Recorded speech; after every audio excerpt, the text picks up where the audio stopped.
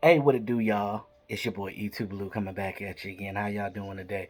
I know I'm a little late on the video, but I had to work all day, so it's been a rough day. Had to get my workout in, so I'm trying to drop this weight. So your boy getting fit. So as you guys heard earlier today, Dan Quinn said that he informed the teams that he interviewed with that he's going to stay with the Dallas Cowboys as a defensive coordinator, which is amazing news for the Dallas Cowboys. We'll get into that in a sec. But I do want to say that earlier when I was at work, I was looking at these reports come out, and I'm just like, when I saw that the Broncos ended up hiring Hackett, and I was like, ooh.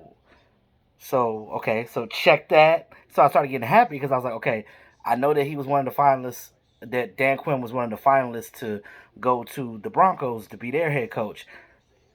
Hackett gets it. Check mark that. Then I saw that Colts defensive coordinator Matt Eberflus, which actually used to be with Dallas as our linebackers coach, if you guys remember, back when we had Rob Ryan as our defensive coordinator. Y'all remember that? Matt Eberflus was our linebackers coach at that time, but he went to the Colts after he left us, and he's been there pretty much ever since. But um, the Bears just announced that they signed. They hired Matt Eberflus as their head coach. Boom. So Bears check. Broncos checks. I was like, those were like the top two teams that I thought that maybe Quinn would go to, right? So and everybody's been talking about, oh, E2, Dan Quinn's gone, Dan Quinn's gone.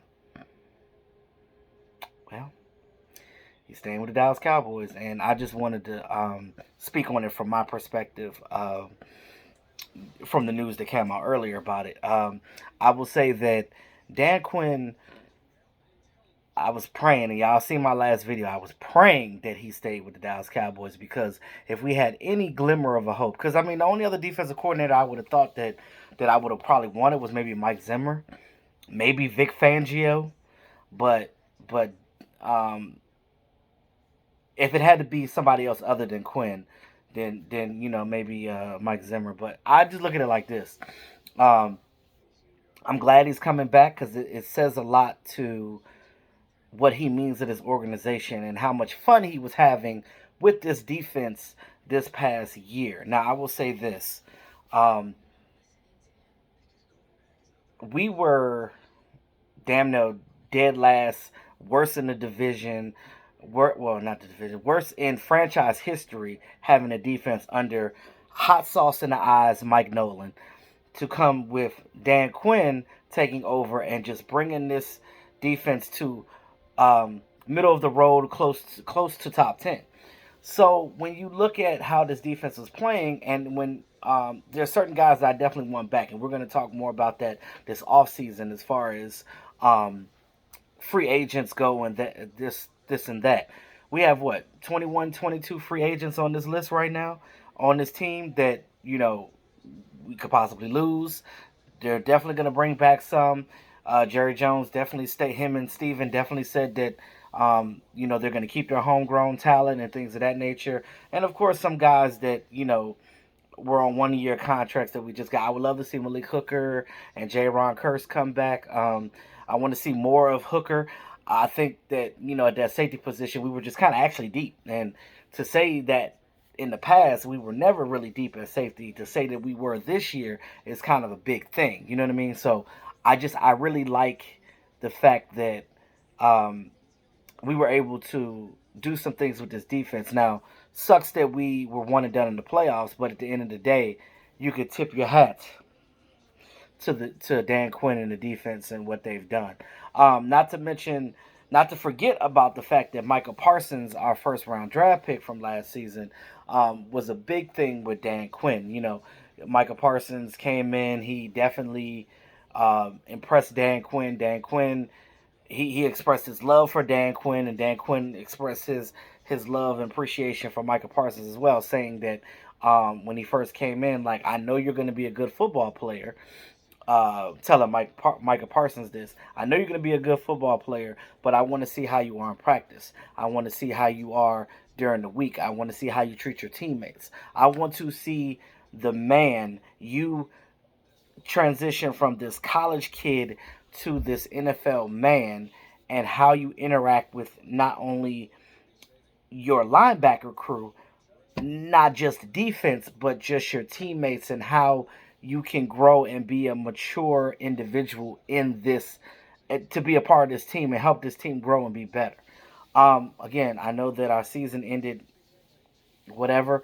We were 12-5, and it was high hopes for the team, and fell flat. But there's hope now. Now, I would have said if we didn't have Dan Quinn next year, it'd have been almost like starting over again. But now that you have him at least for one more year, I know that this defense could definitely do some things for next year. Now, we just need the offense to do their thing.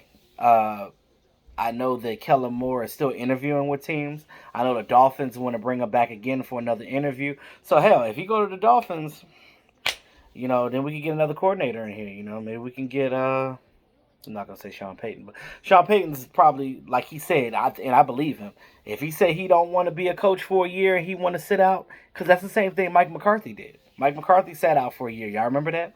Mike McCarthy sat out a year after he left the Packers, and then he came to the Cowboys.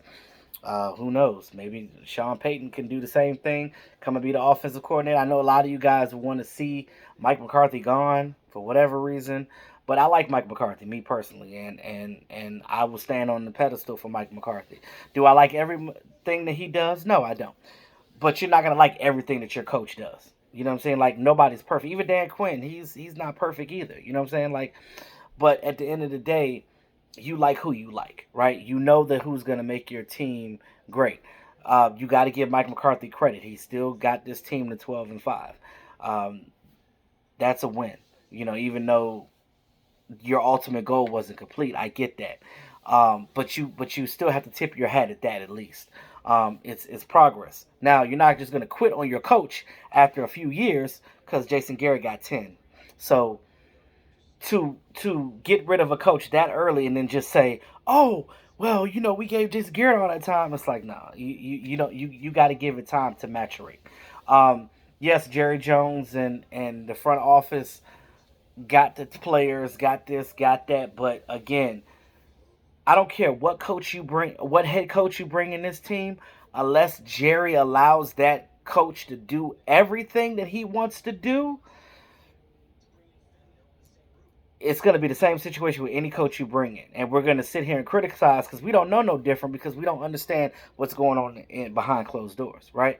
But I will tell you, from being a Cowboy fan my whole life, one thing I do know about these Joneses, they interfere with coaching decisions. And that's not a good thing. Like, if you're going to bring in a coach in here and you trust that coach, allow that coach to be that coach and do what he does. Allow Mike McCarthy to run his offense. Allow Mike McCarthy to call the plays. Now, if he fails doing that, then you can evaluate him more and say, oh, Mike McCarthy ain't this or Mike McCarthy ain't that. But then and only then, I feel like it's not fair. It's the same thing with Jason Garrett. I kind of feel sorry for Jason Garrett too. Because he didn't get full reins either. He was just a whipping boy. But every coach in here is pretty much going to be a whipping boy because they have no choice. They don't have the control. So unless the Joneses allow the coaches to be the coaches and do what they need to do and bring in their ideas and implement what they need to do fully, because Mike McCarthy can't fully do it. And I hate to bring politics in, but it's just like when you have a president, right? We have a Democratic president, but you have Republican ideals that don't agree with his Democratic thing that he wants to do. So when we get mad at the president for whatever we think that we're mad at him about, it ain't really his decision. Sometimes it's what's going on in the background that you don't see. You see the back end, the other people that are pushing for these agendas or not pushing for these certain agendas. It's the same thing that the Joneses are doing to the head coach. They are in the background controlling things and not allowing coaches to do their thing. Now, for somebody like Dan Quinn as a coordinator, he ain't got to worry about that because he has his one role to do. But as far as the operations as a head coach, he should have the operations as a head coach. But they're not giving. I think Mike McCarthy probably has like 65% control right now. That's not good enough.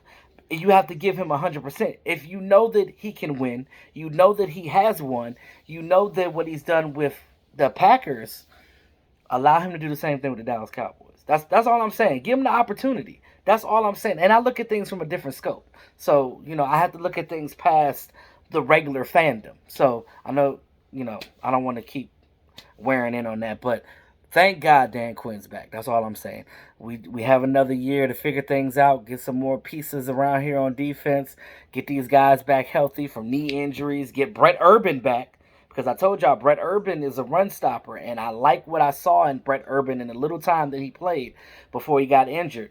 Bring him back from his torn pectoral muscle and win. All right? Man, go ahead and like, share, and subscribe to the channel, man. It's your boy E2 Blue, always keeping it real. Y'all have a great Thursday. Peace out.